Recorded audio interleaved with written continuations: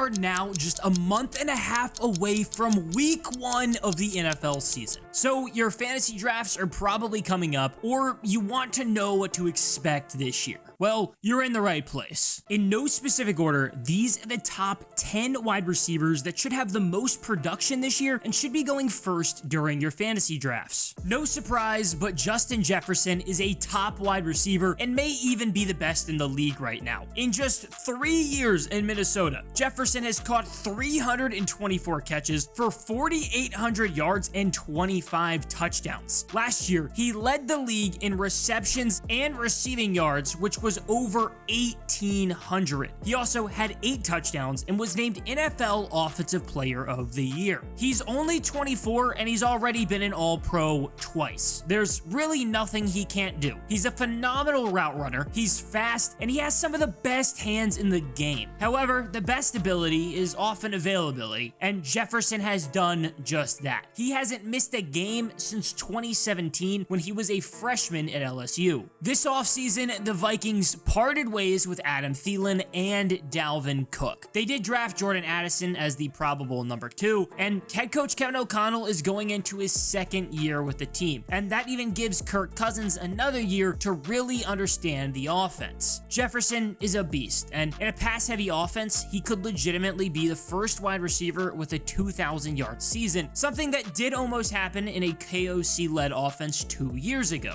As the offensive coordinator for the Rams, O'Connell coached Cooper Kupp, who led the league with 145 receptions, 1,947 yards, and 16 touchdowns. He too was the NFL Offensive Player of the Year. The Rams went on to the Super Bowl, and Kupp has since been seen as one of the best wide receivers in the league, but he really does need to prove that again and show that he isn't just a one-year wonder, because 6 years in the league and his only other 1,000-yard season was in 2019. He did have a pretty good season last year despite only playing in 9 games due to an ankle injury. He had 75 receptions for 812 yards and 6 touchdowns. Injuries really just completely ruined the Rams last year, but the roster is still pretty similar to their team 2 years ago, and Kupp is the number 1 option, so it's not crazy to think that he could do it again, especially if Matthew Stafford is healthy. Kupp was the Super Bowl MVP back in 2022, but there was a pretty good wideout on the other side too, Ja'Marr Chase. The Bengals are bound to have another great year. They have the perfect foundation for long-term success. They have a young coach with a lot of promise in Zach Taylor. They also have a great quarterback and receiver connection with Joe Burrow and Ja'Marr Chase. Plus, T. Higgins is there too, and he's an amazing number 2. Chase is going into his 3rd season, but he's already proven that he's one of the best at his position. As a rookie, he had 81 receptions for 1,400 yards and 13 touchdowns. He was a second-team All-Pro and won NFL Offensive Rookie of the Year, and he was a huge reason why the Bengals exceeded all their expectations and then eventually did lose in the Super Bowl to the Rams. Then last year, he had another great season despite only playing in 12 games after a hip injury in week 6. He finished as a Pro Bowler and had 87 receptions and still had over 1,000 yards with 9 touchdowns. Chase is looking to have another outstanding season, and he's in the perfect situation to do so. Now, Tyreek Hill is easily one of the most fun players to watch in the NFL. His explosiveness and speed is unmatched. Hill has proven to consistently be one of the best receivers in the league. He's a 5-time All-Pro and a 7-time Pro Bowler. Prior to last season, Tyreek spent 6 seasons with the Chiefs. Many doubted if his game was going to be as good without Patrick Mahomes, and then he turned around and he had the best season of his career. He had 119 receptions, 1,700 yards, and 7 touchdowns. The Dolphins have built a pretty good offense with guys like Teron Armstead, Jalen Waddle, and who knows, they could even sign Dalvin Cook, but they did underperform last year as Tua Tagovailoa just struggled with concussions. If Tua can stay healthy this year, we could see Tyreek have an even better season, which is crazy to think because he was so good in year 1 with his new team, just like Davante Adams was in Las Vegas. Davante Adams is one of, if not the best wide receiver in the league, and has been for a long time. Last Last season, he led all wideouts with 14 touchdowns and had 1,500 yards. Most importantly, he proved that he didn't really need Aaron Rodgers to succeed. He ended up getting traded for a first and a second from the Raiders, and while Las Vegas was kind of a mess and Derek Carr wasn't great, it didn't matter. Davante still torched the league, and he's been doing it for forever. He has 4 1,000-yard seasons in his career and has missed out on the feat by just 3 yards twice. Davante is the real deal, and now with Jimmy Garoppolo in Las Vegas, Adams should be his new reliable number 1. It's kind of hard to know what to expect from the Raiders this season, but it is safe to expect Davante Adams to be a top receiver again. Now, Rodgers did play a pretty big role in turning Adams into the player he is today, but can Aaron Rodgers do it again?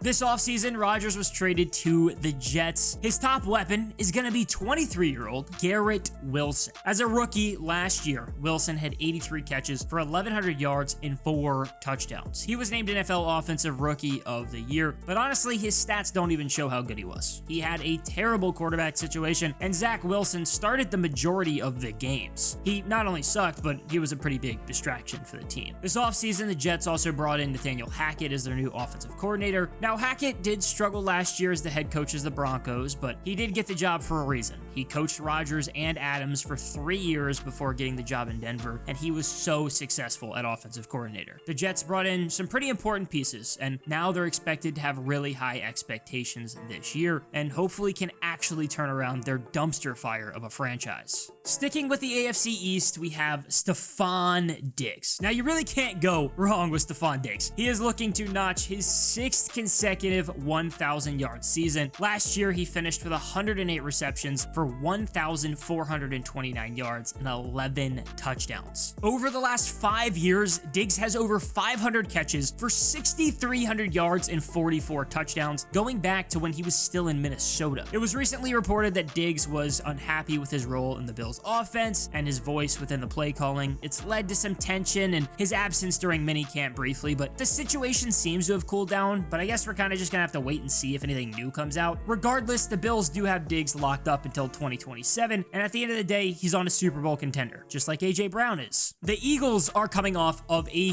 huge season. They ended up losing to the Chiefs in the Super Bowl, and maybe that should only fuel them. There is some big-ish changes on the offense, though. They replaced Miles Sanders with DeAndre Swift. Their offensive coordinator, Shane Steichen, left and is now the head coach for the Colts. The new OC is Brian Johnson, who's been with the team for 3 years, and he was the quarterback's coach before. Brown is now coming off of the best season of his career with 88 catches for 1,500 yards and 11 touchdowns in what was just his first year with the Eagles after he was traded by the Titans. He was rightfully named a first-team All-Pro, and he made his 2nd Pro Bowl. Now, having Jalen Hurts and Devontae Smith obviously helps him, but Brown should have a pretty similar season to last year, and that's certainly not a bad thing. Also in the NFC East with Jalen Brown is CeeDee Lamb. I know there might be some comments about Terry McLaurin, and as a Washington fan, I would have loved to put him on this, but the reality is I don't think his situation is good enough to really be on this list and have that same production. Meanwhile, the Cowboys have made a couple big adjustments in their offense. Their biggest splash this offseason was trading for Brandon Cooks. Cooks has been a very underrated receiver for most of his career and has 6 different 1,000-yard seasons, but he did struggle last year with the Texans, and honestly, that's probably because their offense was so minimally talented. Dallas also parted ways with Ezekiel Elliott, which could leave more focus on the passing game, but they still have Tony Pollard. CeeDee is only 24, and he's coming off of a season where he had 107 receptions for 1,300 yards and 9 touchdowns. He was named a 2nd-team All-Pro and made his 2nd Pro Bowl. The potential is there, but we are going to have to see how the addition of Cooks helps or hurts his production. But I do think CeeDee should easily have another 1,000-yard season in 2023. Finally, Amon-Ra St. Brown.